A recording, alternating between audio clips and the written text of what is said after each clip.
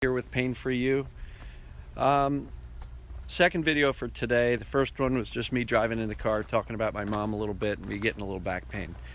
Today's topic is back spasms.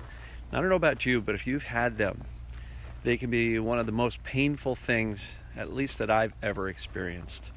I have had back spasms that kept me floored literally for 14 hours before I could even struggle to get back in bed. Literally laying on the floor on my back for 14 hours every time I moved, a wave of spasm. Dr. Sarno even said back pain, even though it is caused psychologically and not by the structure of the body, can be one of the most painful things experienced in medicine. So it's real deal. It's a real deal. So today I saw a post on Facebook in the tension myositis syndrome group, and the gentleman was asking about back spasms and where do we draw the line between resuming activity and staying immobile. And he was concerned that if you immobilize yourself, that's not good for you. And I would agree. So here's my take on back spasms. Throughout my 13 years of being in pain, I have had all sorts of mainstream medical treatments, from pharmaceuticals to chiropractic to massage to physical therapy to stretches. I bought a program once that talked about muscle imbalances, which if you've seen my pictures, I was all twisted. And so I did, years worth of stretching and all sorts of stuff. Even borrowed my friend's thing where you hang upside down from your feet, none of which worked. And what I will tell you is that me personally, trying to do anything physically to treat the back spasm never worked. It just never did. I'd be laying on the ground in the basement trying to stretch out these muscles that were in spasm, and it just hurt worse. It didn't help. Physical therapy, trying to get myself out of this crooked body. Every time I'd go, I'd come out of there feeling worse and hurting more and hurting more. Chiropractic, try imagine getting manipulated while your back is in complete spasm. I'm sorry, some people have had results with that. You hear those stories, but for me, it didn't work. So, this gentleman asked whether or not or mentioned something that the TMS treatment is designed to stop these back spasms. That's not really the case. I believe, thinking more accurately about why we're undergoing this TMS or distraction pain process to end the chronic pain, it's more about becoming the type of person who is welcoming of their emotions, feeling their emotions, not afraid of them, not hiding from them, not locking them in the basement, and just allowing themselves to feel the emotions. So when it comes to these back spasms, don't do the treatment to get rid of the back spasms. Do the treatment to learn to feel your emotions so that the back spasms don't ever occur. I know that's a fine point there. So this gentleman was asking whether or not there's a fine line between, staying active and re-aggravating the back spasm. And that absolutely happens. I know that, I would go from, really major flare up to 3 or 4 on a scale of 1 to 10. And I would try to get active again. And there were absolutely cases where I would re-aggravate my pain, meaning I would do something and it would jump back up. Is that because I damaged myself physically? No. Is it because there was an injury that I had to take care of? No. It is not like you broke your ankle and you need to protect that ankle and walk with a set of crutches and not put weight on it. That is much different. A back spasm is simply the body's reaction to your emotional world, and it results in pain, but there is no injury there. It may feel like it, and I had 13 years of them, so I know it does feel like there's an injury.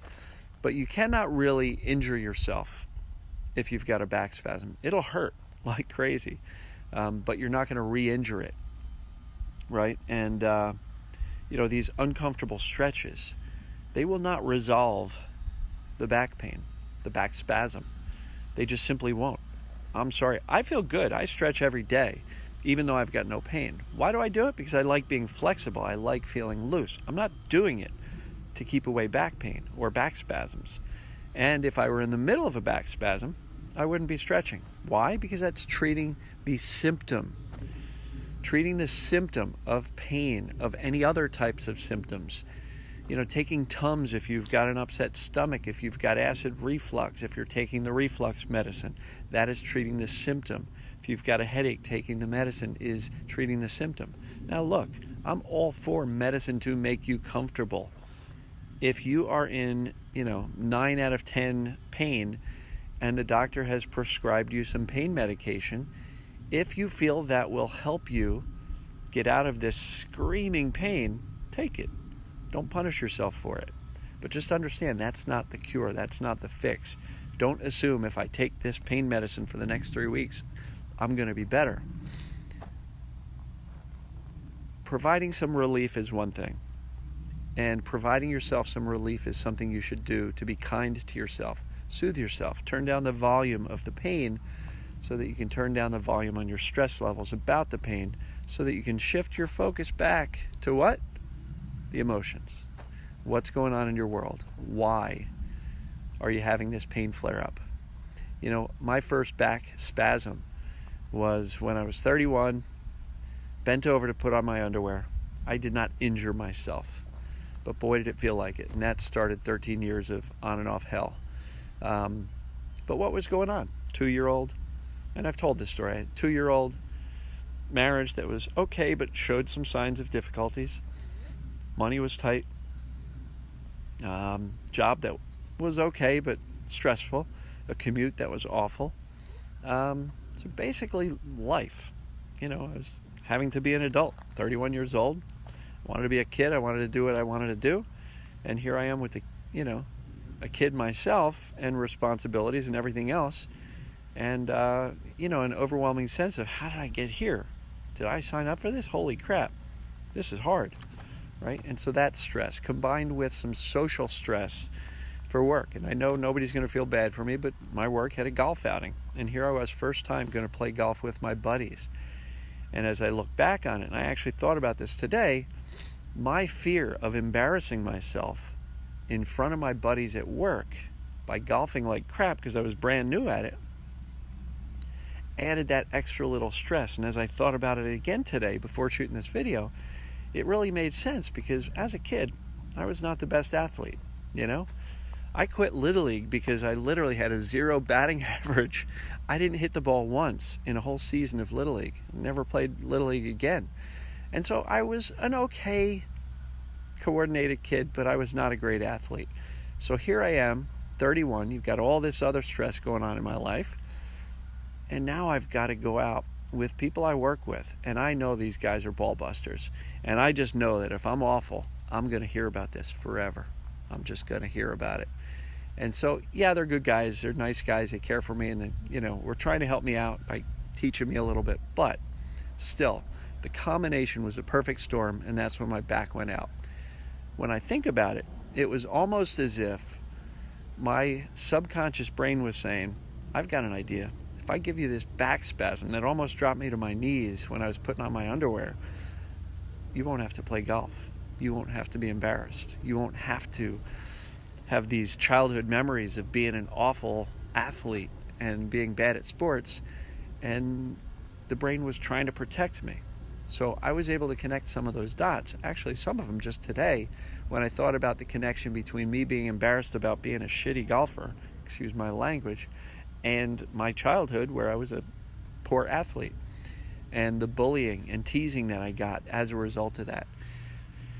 So this gentleman on Facebook asked about testing the injury by getting active again. And I would say we're not testing an injury. We're not injured. A back spasm is simply a lack of oxygen to the muscles, which is causing pain. The lack of oxygen is the response in the autonomic nervous system that is a response to the fight or flight response of our emotions, creating all of this stress and tension in our body and adrenaline and cortisol, and our body reacting to that.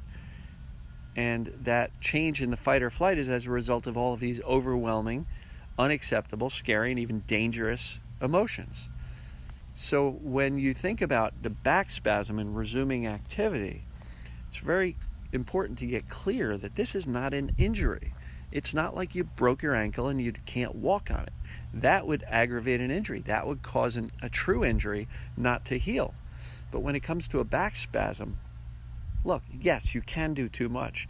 The reason isn't because there's a true injury. In my opinion, in my experience, the reason we can quote unquote aggravate this back spasm is due to fear. And resuming activity after you bring your pain levels down is a big challenge. It is scary.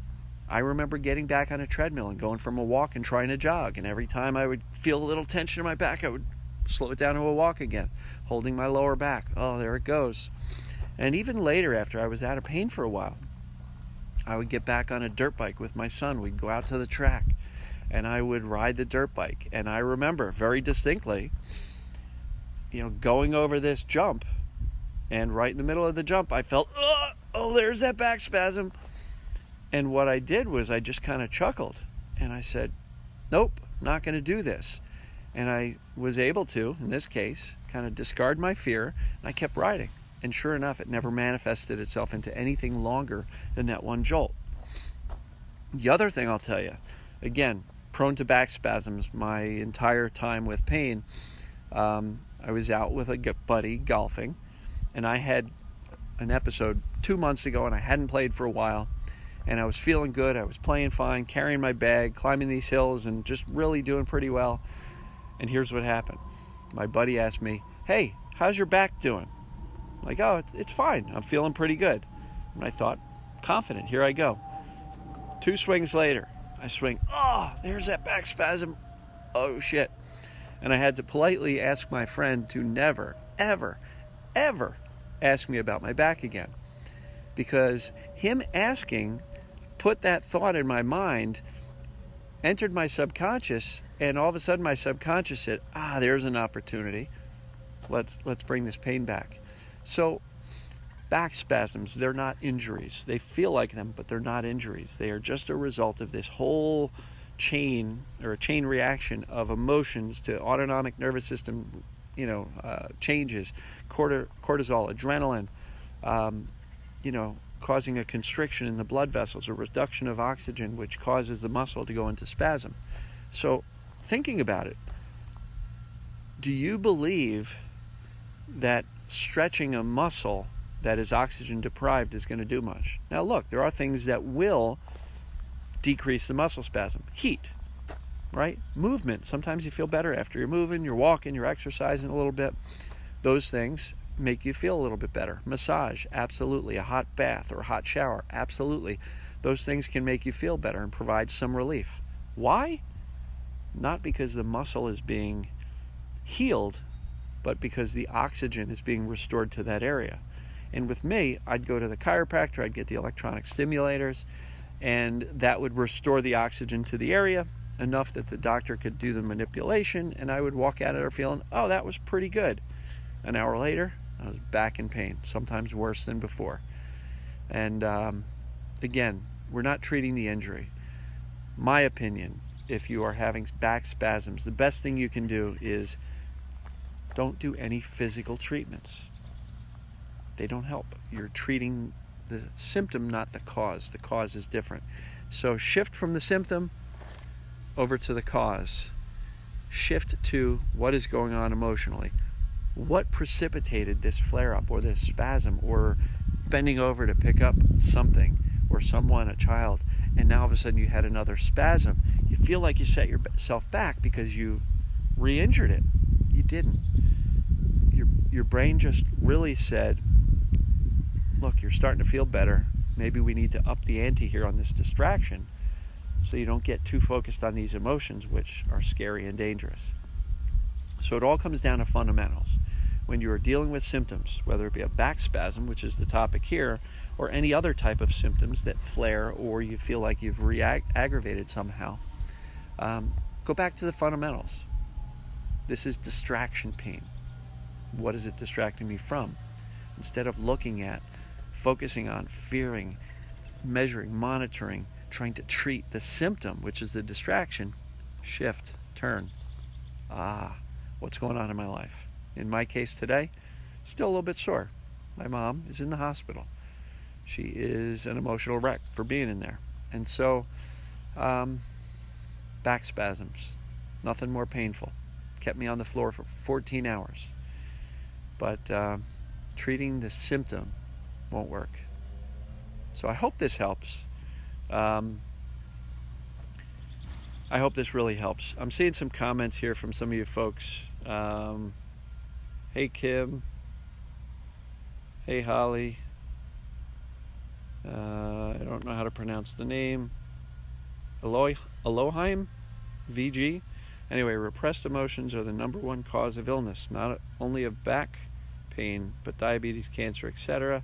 I suffered from knee pain for more than 2 years until I found out about bio-coaching. What was that? I don't even have my glasses on. Biodecoding therapy. It's more explanatory in my opinion. Anyway, you're right. Repressed emotions can cause illness. Dr. Joe what's his name? Joe Dispenza, Dr. Joe Dispenza. He wrote The Placebo Is You, or You Are the Placebo. Anyway, he's saying if illness can get us sick, or not illness, that was not. If our thoughts can get us sick, you've heard the term worry yourself sick.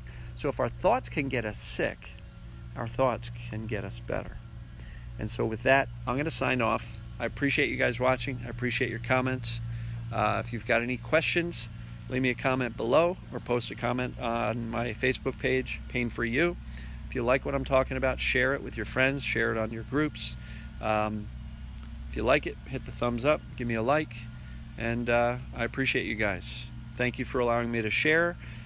Sharing these videos with you allows me to really refine my thoughts on these topics, and this will all be very, very helpful as I go to write the book that I am writing under the title Pain for You. So, thank you for listening. Thank you for your feedback. And I appreciate it. We'll talk to you guys soon.